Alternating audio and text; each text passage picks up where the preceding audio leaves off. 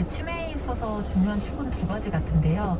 한 가지는 치매 환자가 본인이 치매일 수도 있다라는 어떤 그런 전조 증상들을 보였을 때 적기에 그거를 발견하지 못하거나 혹은 그거를 받아들일 수 없는 현실. 그렇죠. 네, 그래서 치료나 이런 것들이 더 어려워지도록 만드는 현실인 것 같고요.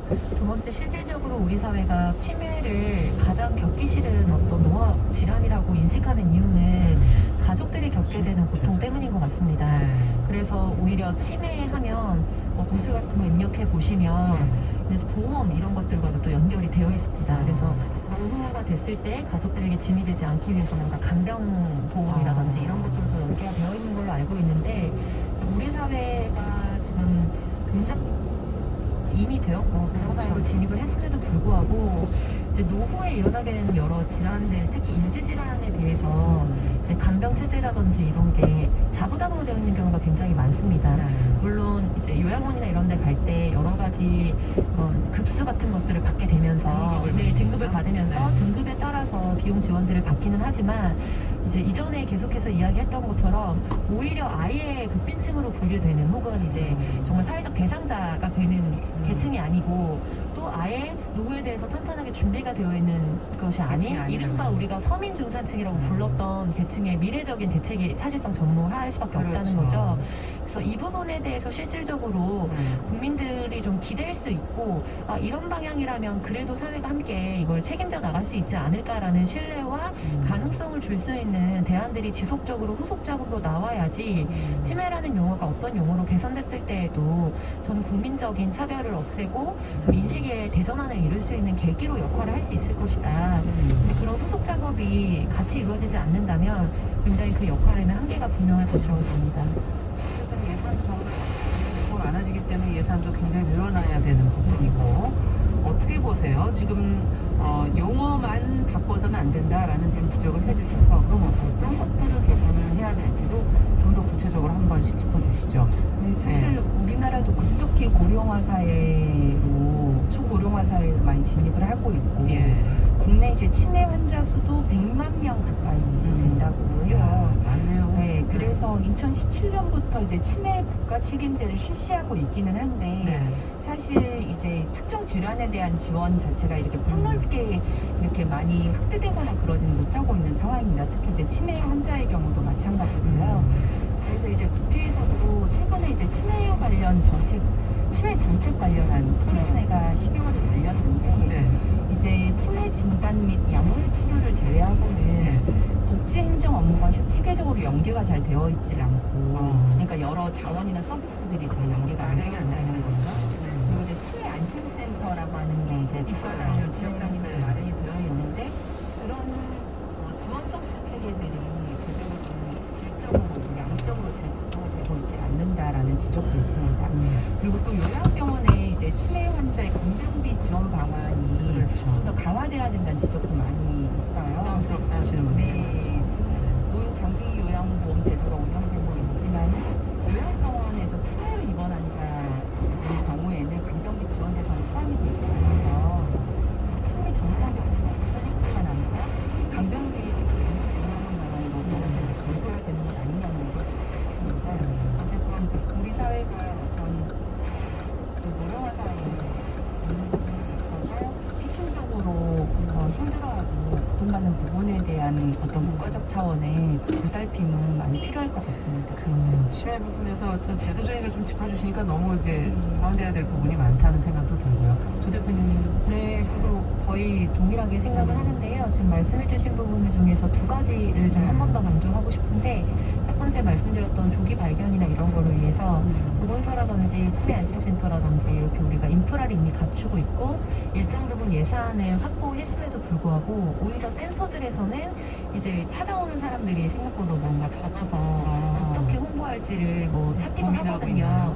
그래서 이런 것들을 영유아 검진과 같이, 그리고 우리가 국가 지원해서 이제 2년마다 또 검진할 때 예를 들면은 건강보험에서도 급여를 해주기도 하고 하잖아요. 그래서 그런 방식으로 연계해서 부분적으로 연령대가 얼마 이상이 되게 되면 이 부분에 대해서는 좀 상시적으로 검사를 할 수 있고 접근성을 낮춰주는 그런 방식이 시급할 것 같고요. 두 번째로는 이제 간병비에 대한 지원, 이 부분에 있어서는 이게 아주 정말 모든 가족들에게 실질적인 어떤 타격을 줄 것 같습니다. 그래서 이미 그런 가정들도 많이 계시고요. 그래서 이 부분에 대해서 이거는 전체적인 국가 예산과 연결되는 부분이기 때문에 사실은 쉽게 바로 이제 개선되기는 어렵겠지만 점차적으로 그 폭을 넓히고 그리고 이제 가족들이나 부양가족이나 본인 자산이 있는 것과 별개로 또 이제 노후에 장기적으로 누군가를 이제 부양한다는 게 예전처럼 쉽지 않은 현실이거든요. 자녀 세대가 부모 세대보다 많이 더 뺐네. 가난한 맞아요. 구조적인 문제를 갖고 있기 때문에 이 부분에 대해서 우리가 어떻게 사회적 어떤 타협과 합의를 이룰 것인가 이거는 국회와 또 정부의 어떤 예산에 대한 구상 이런 것들이 우리를 어떻게 바꿀지 청사진을 제시해줘야 할 것 같습니다. 네. 자, 앞으로 이 부분은 좀 풀어가야 될 문제가 너무 많네요. 산적한 문제를 하나하나 좀 해결해야 될 것 같습니다. 뉴스픽 조성실 정치하는 엄마들 전 대표 신보라 국민의힘 전 의원 두 분과 함께 이야기 나눠봤습니다. 말씀 잘 들었습니다. 감사합니다. 남성의 입장에서 여성의 입장을 이해하는 그래서 사실 이 역지사지의 태도 한국 사회도 지금 필요한 것이 아닌가. 어떤 사람들은 삼루에서 태어났으면서 다시 삼루타를 친 것처럼 생각하며 살아간다라는 말이 있어요. 1층이다 2층이다 이거는 순전히 사람의 그 잣대로 이야기를 하는 거예요. 곤충이 우리 사람보다 몇 억 년 먼저 지구에 나왔거든요. 세상을 보는 따뜻한 시선 정용실의 뉴스 브런치.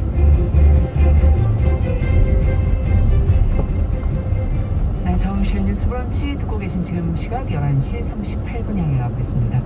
자, 이번에는 시인의 시선으로 뉴스와 세상을 좀 들여다보도록 하죠. 시시한가. 오늘도 황수진 시인 자리해 주셨어요. 어서 오세요. 네, 안녕하십니까. 오늘은 어떤 뉴스를 좀 들여다볼까요? 아나운서님께서는 전화통화 좀 즐겨 하시는 편이십니까? 아무래도 근데 요즘에는 뭐 문자를 더 많이 하긴 하죠. 네. 전화도 하긴 하고요. 네, 전화를 예전보다는 좀 덜 하는 게 아닌가 그렇죠. 생각이 맞아요. 드는데요. 참 우리의 보편적인 의사소통 수단이라고 여겨온 이 전화통화가 요즘 젊은 세대들에게는 공포의 대상이라고 하는데요. 네, MZ, G세대 사이에서 갑작스러운 이 전화통화에 불안감을 느끼고 좀 꺼려하는 이른바 전화 공포증이 들고 있다는 이거 소식. 과장 아니에요? 이거는 국내 공통적인 현상이라고 하는데요. 메신저나 문자, 메일을 통해서 시간차를 두고 소통하는 데 좀 익숙한 젊은 세대들이 전화는 아주 친한 사람과의 1대1 소통 수단이다라고 생각하기 때문이라고 합니다. 그래서 업무상 갑자기 전화가 오거나 누군가 별다른 용건이 없이 전화를 걸어오면 당황해서 말이 잘 나오지 않는 거죠. 개인 시간을 좀 침해받는 느낌도 들고요. 요즘은 직장에서도 사내 메신저를 많이 쓰지만 사실 나이 많은 상사들은 전화를 선호해서 갑자기 이제 업무상으로 전화를 걸기도 하는데 젊은 사원들이 일을 마냥 피할 수는 없고 또 속으로는 좀 굉장히 힘들어한다는 거죠. 그래서 요즘에는 전화 공포증 탈출을 돕는 학원 강의도 개설되고 있다고 하는데요. 네, 최근에는 이런 분위기가 기성세대들에게도 고스란히 전해져서 참 젊은 세대와 어떤 방법으로 소통해야 하나 고민하는 경우가 많다고 합니다. 들으면서 주변에 이런 사람이 있나? 지금 이런 생각을 하게 되는데 방시는 어떠세요? 아닙니다. 제 직장에도 친동생이 지금 전화를 무서워하는 소위 말하는 전화 포비아 중에 한 명인데요. 그래요? 제 전화를 거의 안 받습니다. 그래서 제가 왜 전화를 안 받니? 두 라고 분이 사이가 안 좋으신 거 아니에요? 아니, 근데 저희는 매우 각별한 사이인데 제가 전화를 왜 안 받니? 라고 물어보면 항상 답을 누나 그냥 문자로 이렇게 대답을 하는 경우가 많습니다. 제 주변 지인들 중에서도 꽤나 되고요. 이분들은 우선 뭐 아는 사람이든 모르는 사람이든 불특정 다수에게 전화가 걸려오는 그 상황 자체가 굉장히 힘들고 부담스럽다고 해요. 마치 자신의 삶에 예고없이 불청객이 좀 찾아오는 느낌이랄까요? 불청객이. 네, 그래서 전화라는 것이 좀 이 상대방과 동시간을 활용해서 목소리로 소통하는 거이기 때문에 좀 예고없이 걸려오는 전화라는 점에서 싶습니다. 근데 어떨 때 문자로 치다 보면은 오해를 하는 경우가 네, 있어서 맞습니다. 오해도 많이 발생하죠. 서로 오해를 하잖아요. 네. 자기식으로 해석을 하니까 그 맞습니다. 문자를. 근데 네. 그 오해를 줄이기 위해서 이제 전화 통화를 시도를 하는 거 다시 또 아닐까요? 문자로 달라고 하는 악순환이 아닐까. 근데 저희 어렸을 때 생각해 보면 전화기가 드물었어요. 네. 그리고 유선 전화기였고 이렇게 친구하고 통화하려고 그러면 옆에서 부모님이 먼저 받으셔서 얘 누구 전화 왔다 이렇게 바꿔주시고 네. 아니면 또 옆에 계세요 안 가시고 그럼 얘기를 다 듣게 되기도 하고 맞습니다. 그랬던 게 옛날인데 정말 방시는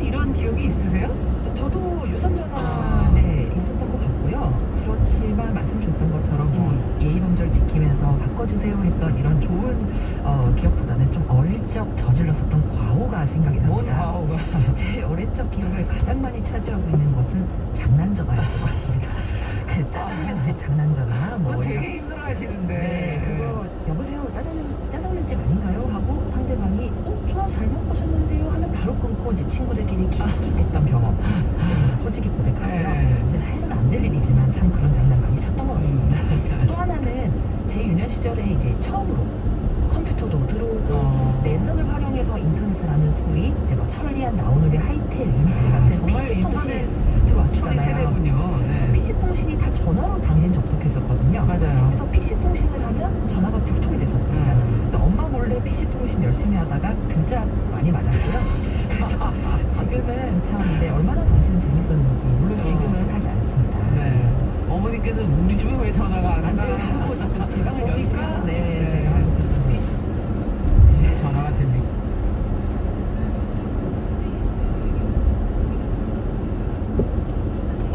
네. 이런 불편함을 느끼는 이유, 아까 동시간에 서로 불청객이 예고 없이 찾아오는 것 같은 그 느낌. 어떤 지점이 이해가 가십니까? 몇 가지 이제 좀 눈에 띄는 지점이 보였는데요. 네. 그들이 말하는 공포의 이유 중에서도 이유는 내가 상대방에게 어떻게 보일까 걱정이 된다. 이런 지점이 어떻게 있더라고요. 보일까? 제가 말 실수를 하거나 대응을 잘못하면 이 사람이 나를 좀 비판적으로 평가하지 않을까 이런 거에 대한 불안감도 있다고 하는데 제가 이 부분이 좀 굉장히 와닿더라고요. 그 상대방의 물음이든 뭐 반응이든 어떤 거는 간에 즉각 대응을 해야 된다는 압박감이 좀 혹시나 이 불안감을 가중하는 역할을 하지 않나 싶고요. 또 어떤 분들은 말 한마디를 해도 생각한 대로 그대로 뱉는 사람이 있는 반면에 수십 번 머릿속으로 시뮬레이션 해서 겨우 한 문장 내뱉는 사람도 분명히 있을 거거든요. 네. 네, 그런 분들에게는 즉각적으로 대응하고 이제 뭔가를 해야 순발력을 된다는 게 그런 게 부담스럽군요. 굉장히 심적으로 부담이 되지 않을까라는 생각을 합니다. 지금 따뜻한 밤님께서 문자로 대화를 하다 보면 생각을 정지해서 맞아요. 그런데 전화를 하면은 뇌를 거치지 않고 말을 네, 이런 불안감이 있는 거군요. 근데 젊은 세대들은 문자 메일이 더 편하다고 아까 얘기는 하셨는데 딱히 또 그런 거 같지도 않고 자세히 보면 네. 어. 이거 기사를 다루면서 예. 과연 그 전화 포비아를 단순히 전화 통화를 무서워하는 것으로만 봐야 할까? 예. 뭐 이면에 다른 이유는 없을까 좀 고민을 해봤는데요.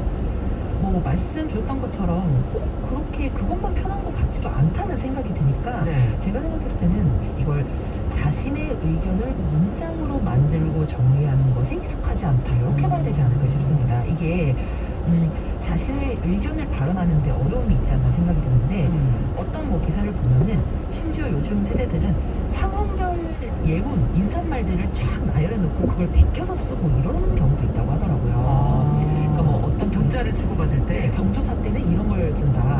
그러니까 자기의 어떤 내용이 들어가는 게 아니라 이제 틀에 예문이 있는 예문이 있는 거군요. 거죠. 그래서 이게 과연 그 말씀 주셨던 것처럼 단순한 뭐 공포증이라고 봐야 될런지 아니면 상대방과의 원활한 소통이 좀 부족함, 좀 발언의 어려움 이런 것들을 겪는 게 아닌가 싶은데 이런 이유로 좀 살펴보면 복합적이겠지만 아무래도 요즘 쇼폼 콘텐츠, SNS 접촉이 되면서 좀 깊이 사고하고 끈질기게 물고 늘어지는 좀 집중력이 저하되지 않았나 싶어요. 왜냐하면 긴 영상, 긴 글이 아니라 요즘엔 전부 다 짧게 그렇죠. 떨어지고 짧게 떨어지는 글만 읽기 때문에 아무래도 텍스트보다는 영상이 더 쉽고 빠르게 소화되는 것들을 보다 보니까 소위 말하는 이 대주제와 소주제가 좀 잡히고 글의 흐름이 이어져 있는 한 덩어리인 문단을 이해하는 거에 좀 어려움이 있지 않나 뭐 이런 생각을 좀 해보게 됐습니다.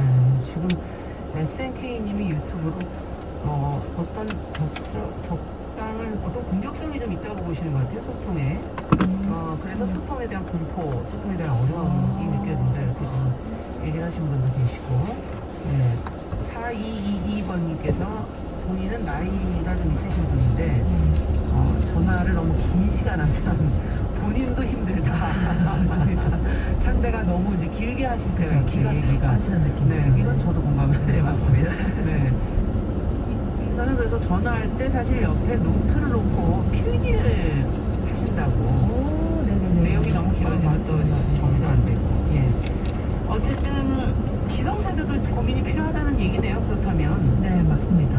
뭐 이 전화 공포증 물론 이해는 되지만 오늘 기회를 좀 빌어서 저도 좀 말씀드리고 싶은 게 네. 저도 이 공포증 때문에 제가 좀 상처를 많이 받았어요. 왜냐하면 저는 이제 문자로 소통하기도 하지만 이 글이라는 게 이제 일목요연하게 정리할 때는 좋지만 말의 뉘앙스를 다 담아내지 못하지 당연하죠. 않습니까? 그래서 말씀 주셨던 것처럼 오해나 오독이 많이 생깁니다. 맞아요. 그래서 저는 사실 중요한 사안 같은 경우는 전화를 좀 하고 싶은데 그렇죠. 다들 제 전화를 그렇게 싫어합니다. 그래서 저는 사실 전화 공포증 반대로 전화 민폐 두려움증이 있어요. 제가 전화를 하는 게 상대방에게 민폐가 아닐까라는 어, 사실 굉장히 자괴감이 많이 들거든요. 해도 될까? 네, 제가 네. 이 상대방을 어떻게 뭐 잡아먹는 것도 아닌데 마치 게임 속의 네. 빌런이라도 될 마냥 제가 죄인이 된 듯한 느낌이 좀 있어요. 왜냐면 전화를 드리려고 하면 아닙니다, 문자로 주세요, 메일로 전화해서 주세요 하고 전화를 매번 거절당하니까 예. 이제는 걸기도 힘들겠네요. 네, 저 오늘 아침에도 한번 거절 당하고 왔거든요. 그래서 제가 어떤 생각이 드냐면 이게 좀 쌓여있었던 얘기를 오늘 지금 터뜨리시는 것 같은데. 제가 지금 평소에도 전화가 안 되면 아 상대방이 피치 못할 사정이 있었구나라고 생각을 해야 정상인데 일부러 안 받네? 뭐 이런 생각을 제가 이제는 기본값으로 좀 생각하게 된 거죠. 예. 이런 제가 싫긴 하지만 저희가 경험치가 쌓인 것 같습니다. 제가 상대방이 거절을 몇 번 당하고 거절을 나니. 너무 전화를 싫어하시고 그러니까 저도 역시 좀 자괴감을 느끼고 있다는 점을 말씀드리고 싶습니다. 거절 당하는 사람 입장도 지금 듣다 보니까 참 안 됐네요. 네. 지금 이유를 우리가 얘기를 하다 보니까 박지현님께서는 관계 자체에 대한 어려움들이 있는 거 아니냐 이런 지적도 네. 해주셨고요. 1474번님은 그래도 전화로 야단치거나 뭐 자식에게 설득하려면 반발을 그 앞에서 하니까 이럴 땐 문자나 이런 걸로 보내는 것도 좀 괜찮다. 예. 83585번님께서 지금 당신께서 거절당했다는 얘기를 하니까 지금 또 하나 대안을 주셨어요. 통화를 시도할 때 일단 통화 가능 여부를 좀 먼저 묻는 게 시작이다. 네. 그 원천 차단을 당한 경험도 좀 몇 번 있어가지고 시도해보지 않은 것은 아니나 감사합니다. 네, 감사합니다. 여러 가지 대안들을 좀 주시는데 어떤 목적으로 통화를 하세요? 지금 한번 떠올려보면 통화를 된 경우, 거절당한 경우 이제 다 얘기하셨으니까 실질적으로 뭐 업무상이 아니라 제가 지인들과 통화를 하다 보면 사실 저는 굉장히 통화를 즐기는 편이긴 한데 그 경주에 사는 J양, 뭐 사천에 사는 K양, 서울에 사는 B양에서 친구들이에요? 이 세 명의 친구들이 거의 매일 통화를 해요. 그러니까 저하고 이제 매일 통화를 하는데 네. 이게 멀리 살기 때문에 통화 아니고서는 저희는 인연을 이어갈 수가 없어요. 그래서 목적은 사실 없습니다. 이미 습관이 되었고 이게 안부도 묻고 평소 생각도 말하고 걱정도 나누고 이렇게 떨어져 지내는 사이에서는 사실 무선 통화만큼 끈을 이어주는 관계가 없다고 저는 생각하거든요. 재미있는 거는 이렇게 통화하다 보니까 J양, B양, K양이 서로 안면식이 없는 사이인데 세 사람은 이미 서로의 정보를 너무나 잘 알고 있다는 거죠. 저를 통해서. 그래서 이런 것도 참 재미가 아닐까 생각해봅니다. 좋은 점이 뭘까요? 왜 이렇게 통화를 한다고? 저는 말씀 주셨던 것처럼 뉘앙스의 전달이 가장 큰 전화의 핵심이라고 생각합니다. 이게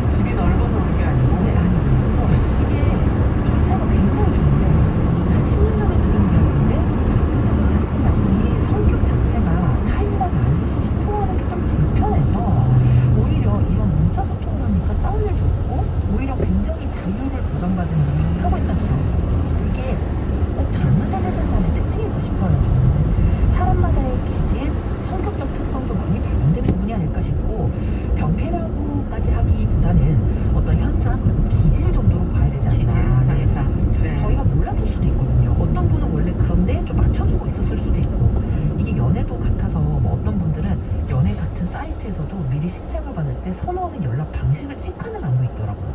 문자 선호, 연애 전화 선호. 사이트에서도요? 네, 그러니까 이제 문자를 좋아하나, 전화를 선호하나, 만남을 선호하나. 뭐 이런 전화의 소통 방식이 다 다를 수도 있으니까 이게 꼭 그렇게 병폐라고 보기보다는 하나의 어떤 부분이라고 봐야 되지 않나 싶습니다. 네. 그러네요. 젊은 세대들의 전화 공통점 얘기를 하면서 확실히 시대가 달라졌구나. 네. 그리고 선호하는 소통 방식도 변화했구나. 이런 생각이 들기도 하는데 요즘 방식에도 좋은 점이 있는 건 아닐까. 나중에 결국 이들을 따라가야 되게 되지 않을까 시대는. 그런 생각도 드는데 어떻게 보세요? 맞습니다. 이번 주제를 준비하면서 가장 머릿속에 오래 머물렀던 생각은 어떻게 하면 타인에게 공포감을 주지 않고 나도 자괴감을 느끼지 않는 선에서 원활한 소통 문화를 만들어갈 것인가 이거였었는데요. 제가 현실에서 깨달은 점은 제가 전화통화를 즐기는 사람이라 할지라도 상대방의 소통 취향을 정확하게 파악할 필요가 있다. 이게 지금 저의 결론이었는데 네. 저는 그런 사람들이 할지라도 상대방이 아닐 수 있으니까 그렇죠. 아까 전 청취자분께서 말씀 주셨던 것처럼 미리 좀 언지를 제가 이러한 상황으로 언제 유선 연락을 드리고 싶습니다 라는 식의 언지를 주는 것도 하나의 방법이고요. 아니면 좀 통화로는 텍스트로 미리 전달할 수 없었던 부분 딱 짤막하게만 전달하고 나머지는 또 텍스트로 보완하는 방법 뭐 이런 부분도 좀 미래의 소통 방식이 되지 않을까 하는 생각을 상대의 입장을 좀 생각해서 많이 배려하면서 만들어 가야 되지 않을까. 네, 자, 맞습니다. 그러면 여기에 적절한 시는 뭐가 있을까요? 네, 오늘은 이영광 시인의 요약이라는 시를 준비했는데요. 일부 낭독을 드리고 네. 마지막 말씀 나누겠습니다.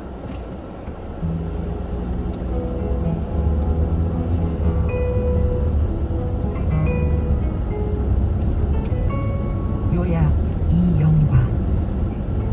물김치를 꺼내놓고 막걸리를 마시며 구술시대를 사는 노모와 깊어가는 겨울밤. 노모가 20분을 말하면 알아요.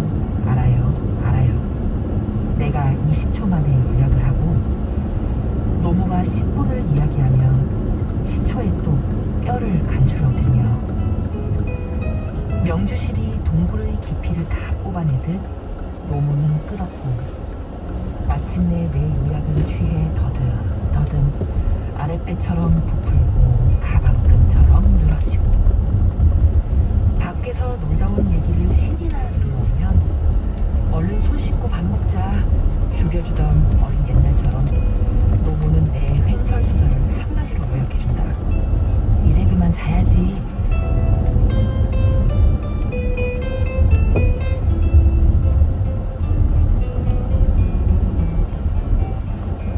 노모는 내 말을 가장 오래 들어준 외계인이다. 나는 노모를 평생 말로만 사랑한 지구입니다.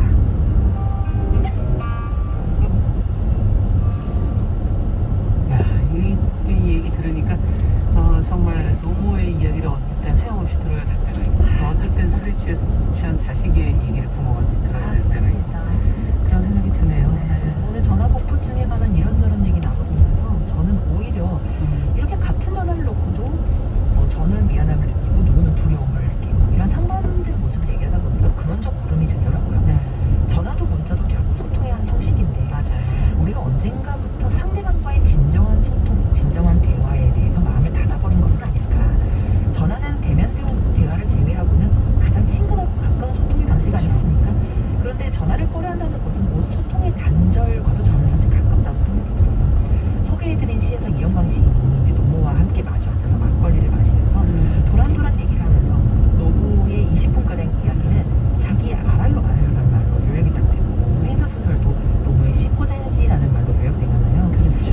참 우리네 일상을 정겹게 잘 그리는 시인데 이영광 시인과 노모의 모습에서 대화란 뭘까요? 소통이라는 뭘까요? 하는 근원적 부분이 전 떠올랐었거든요. 이영광 시인도 저와 같은 고민이 됐던 것 같아요. 노모는 내 말을 가장 오래 들어준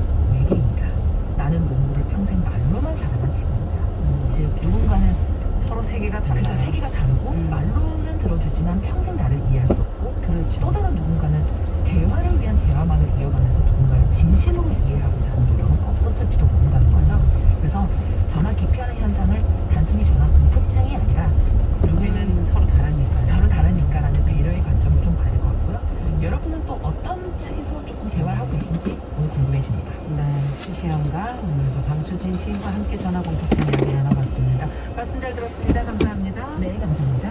정용실의 뉴스 브런치도 인사드립니다. 안녕히 계십시오.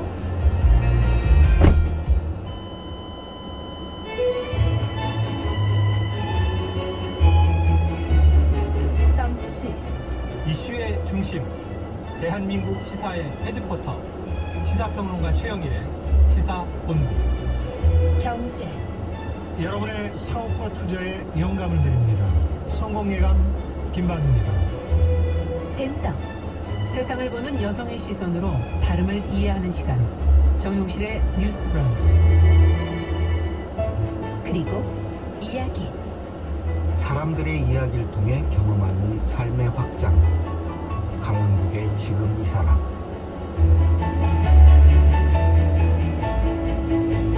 온 국민의 시사 KBS 1라디오에 다 있습니다.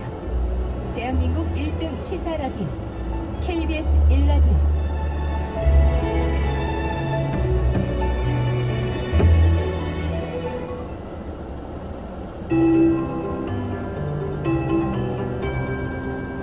KBS 58분 날씨. 지난주에 비해 많이 추워졌습니다. 오늘 아침 서울이 영하 7도, 광주, 대구 영하 4도 등 평년보다 낮은 기온으로 출발했는데요. 낮 기온은 서울이 영상 1도, 대전 3도, 강릉, 광주 4도, 부산 7도 안팎으로 어제보다 약간 높겠습니다. 다만 중부지방은 대체로 체감온도가 영하권에 머물겠습니다. 한파주의보는 강원 영서와 중북부 산지에 이어지고 있습니다. 내일 아침은 오늘보다 기온이 2, 3도 올라서 서울이 영하 4도, 대전 영하 3도, 광주 영하 2도, 부산 0도가 되겠고요. 낮 기온도 오늘과 비슷하거나 조금 높겠습니다. 다만 이후로 다시 추위의 기세가 강해지는데요. 토요일 아침 서울이 영하 10도, 다음 주는 영하 12도까지 뚝 떨어지겠습니다. 오늘 하늘은 가끔 구름 많은 가운데 제주도에 빗방울이 떨어지거나 산지엔 눈이 날리는 곳이 있겠습니다. 늦은 오후부터는 중부지방이 흐려지면서 눈이 내릴 텐데요. 인천, 경기 서해안을 시작으로 저녁부터 수도권과 강원 영서, 늦은 밤부터는 충청권에도 1cm 안팎의 눈이 오겠습니다. 목요일 밤엔 중부지방에 다시 비나 눈 소식이 들어있습니다. 한편 동해안은 오늘 오후까지 강한 너울이 유입돼 해안가 접근 시 주의가 필요하겠습니다. 지금 서울의 기온은 영하 3.1도입니다. 박다효입니다.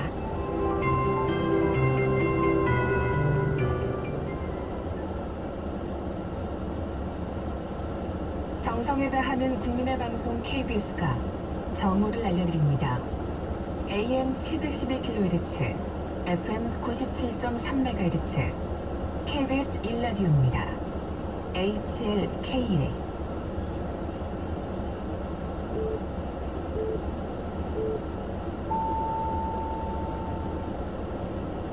KBS 제1라디오 정오 종합뉴스입니다. 민주당 이재명 대표의 변호사비 대납 의혹 등 쌍방울 그룹을 둘러싼 각종 의혹의 핵심 인물인 김성태 전 쌍방울 회장이 오늘 오전 입국해 검찰로 압송됐습니다.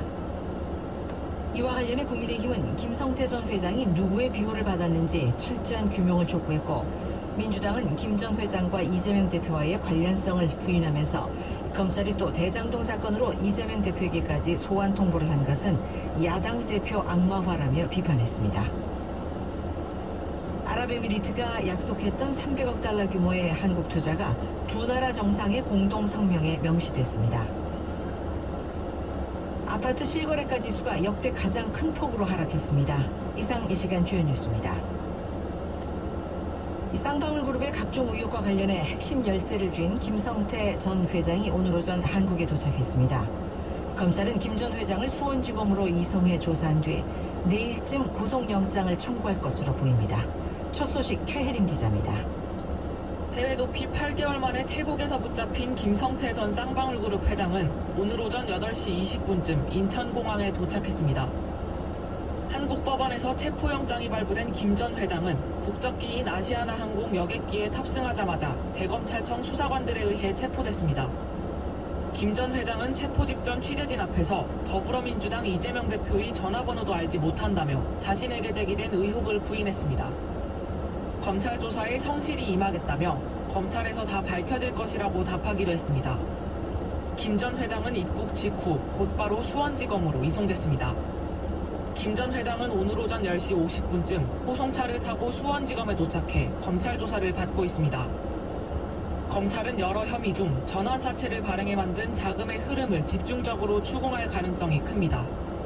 김 전 회장은 2018년과 2019년 두 차례에 걸쳐 쌍방울 전환사채 200억 원어치를 발행한 뒤 일종의 비자금을 조성했다는 의심을 받고 있습니다. 검찰은 이재명 대표의 변호사비 대납 의혹이나 불법 대북 송금 의혹도 이 비자금이 뿌리인 것으로 보고 있습니다. 검찰은 체포영장 효력이 끝나는 48시간이 지나기 전 늦어도 내일 밤엔 김 전 회장에 대한 구속영장을 청구할 것으로 예상됩니다. KBS 뉴스 최혜림입니다. 이에 대해 국민의힘은 김성태 전 회장이 누구의 비호를 받았는지 철저히 규명해야 한다며 이재명 대표를 겨냥했습니다. 민주당은 이 대표와의 관련성을 부인하면서 검찰이 언론 플레이로 야당 대표를 악마화하고 있다고 비판했습니다. 보도에 이지은 기자입니다.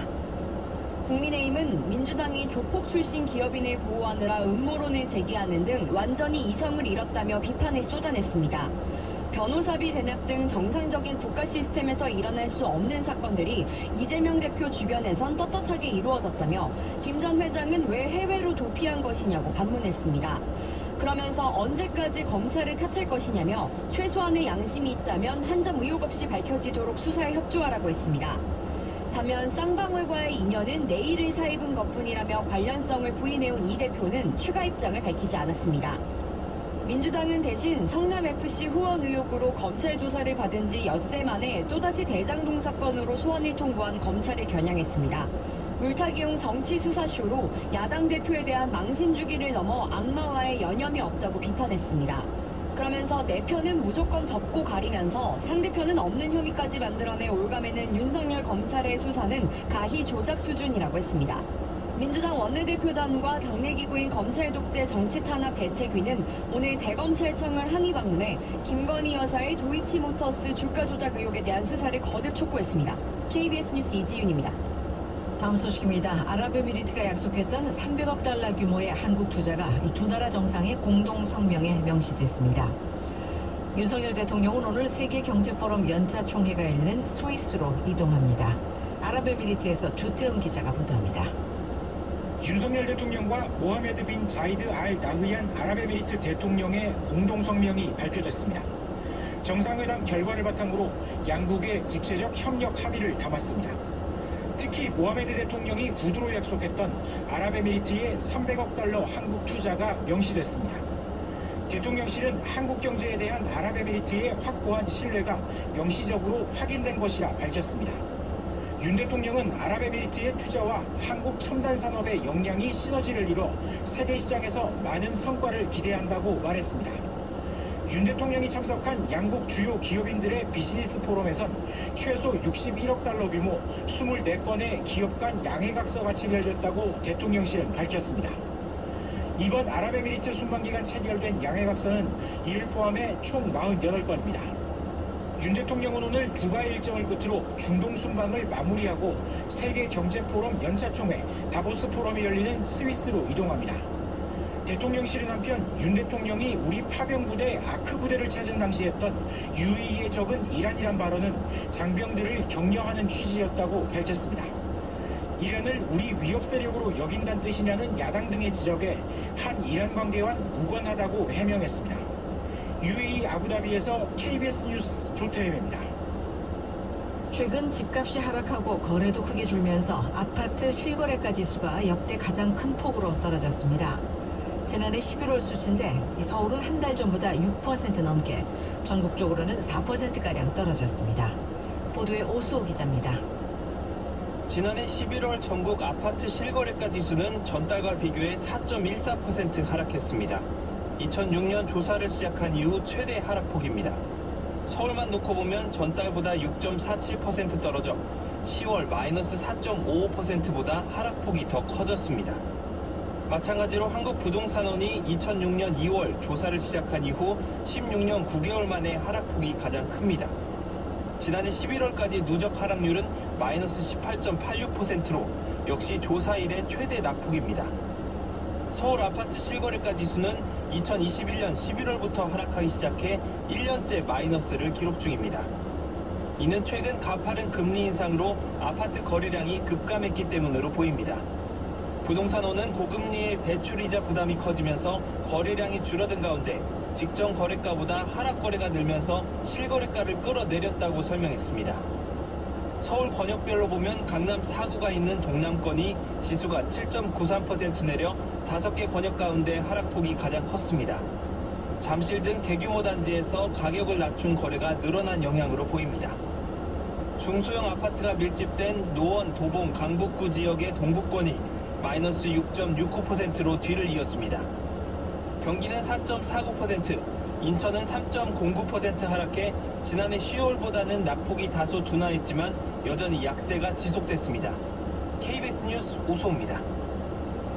네팔 포카라에서 추락한 여객기 사고 현장에서 우리 국민으로 추정되는 시신 2구가 발견됐다고 외교부가 밝혔습니다. 이 사고 원인을 밝혀줄 블랙박스도 수거됐습니다. 정지주 기자가 보도합니다. 현지 시각 15일 네팔 포카라에서 발생한 여객기 추락 현장에선 이틀째 수색 작업이 계속됐습니다. 탑승자 72명 가운데 첫날 68구에 이어 지금까지 69에서 70구의 시신이 발견됐습니다. 우리 외교부는 우리 국민으로 추정되는 시신 2구를 확인했다고 밝혔습니다. 시신이 안치된 현지 병원을 영사가 방문해 소지품과 유류품 등으로 확인했다는 겁니다. 시신은 카트만두로 옮겨져 필요한 검사 등을 거쳐 공식 신원 확인이 이루어지게 됩니다. 외교부는 네팔 현지 공관과 피해자 가족을 지원하기 위해 신속 대응팀 등을 현지로 파견했다고 밝혔습니다. 네팔 당국은 여객기 추락 직후부터 헬기와 수백 명의 구조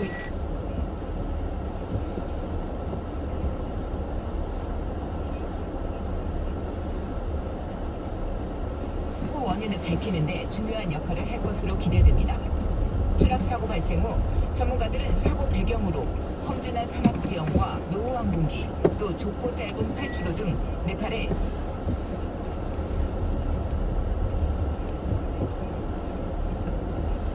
도나 통신 등의 문제가 있었을 가능성도 제기했습니다. 네팔은 산악지대에 위치한 데다 기상 상황이 자주 바뀌어 이착륙이 까다로운 곳으로 꼽힙니다. 구조대는 사고 발생 사흘째인 오늘도 실종자 수색 작업을 이어갑니다.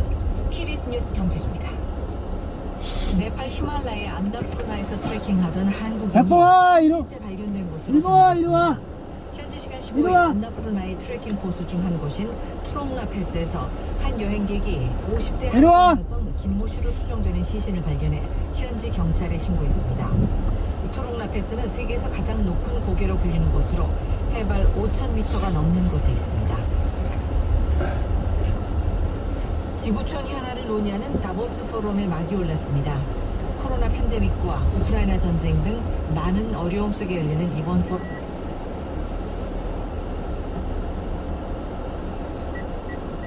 동시에 시작됐습니다. 파리 유원령 특파원입니다. 이리 와!